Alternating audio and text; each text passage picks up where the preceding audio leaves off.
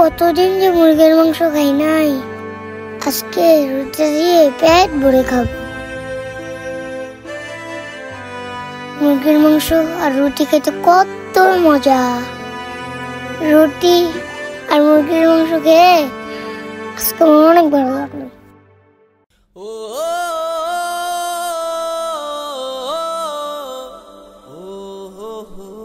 ভাইয়া আজকে আমি পেট ভরে খাইছি। আচ্ছা ঠিক আছে, তুমি তাহলে এখন আসো।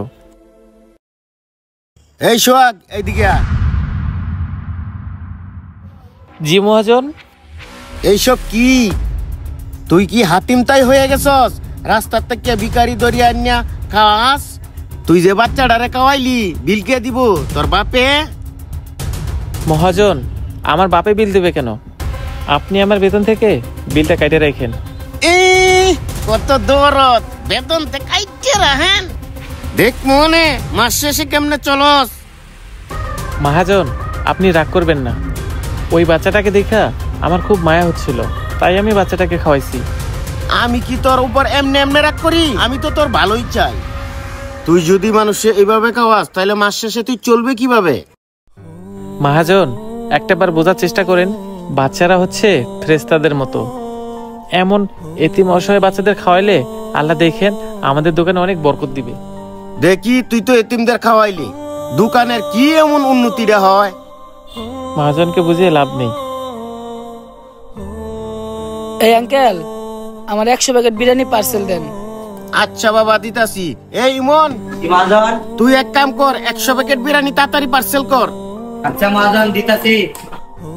আরে আজকে দেখি কাস্টমার দিয়ে পুরো হোটেল ভরা। মাশাআল্লাহ, আজকে আমাদের হোটেলে অনেক লাভ হবে। 3000, 4000, 5000। মাশাআল্লাহ মহাজন, আজকে দেখি কাস্টমার দিয়ে পুরো হোটেল ভরা। হ্যাঁ সোহাগ, আমার দোকানে এত কাস্টমার, সবকিছু সম্ভব হয়েছে তোর জন্য। আমার জন্য মানে? মহাজন, আমি তো কিছু বুঝলাম না। তুই যে বাচ্চাটারে খাওয়াইছিলে, এটা কে জানি ভিডিও করে ফেসবুকে ছাড়িয়ে দিছে। ভিডিওটা তো পুরাটাই ভাইরাল হয়ে গেছে। এই ভিডিওটা ভাইরাল হওয়ার পর থেকে আমার দোকানে কাস্টমার আর কাস্টমার। আর শোন, আজকাল থেকে তোর বেতন আরো 3000 টাকা বাড়াইয়া দিলাম। সত্যি মহাজন, আপনি আমার বেতন 3000 টাকা বাড়াই দিলেন? মহাজন, আপনাকে যে কি বলে ধন্যবাদ দিব। আরে ধন্যবাদ দিতে হইব না, যা গিয়া ভালো করে কাজ কর। আচ্ছা মহাজন, ঠিক আছে। আমরা যা কিছুই করি না কেন, আল্লাহ তা উপর থেকে দেখেন। আমরা যদি কাউকে সাহায্য করি, আল্লাহ তাআলা ঠিক আমাদেরকে সাহায্য করবেন। আমাদের ভিডিওটি ভালো লাগলে বেশি বেশি লাইক, কমেন্ট এবং শেয়ার করে দিবেন। ধন্যবাদ।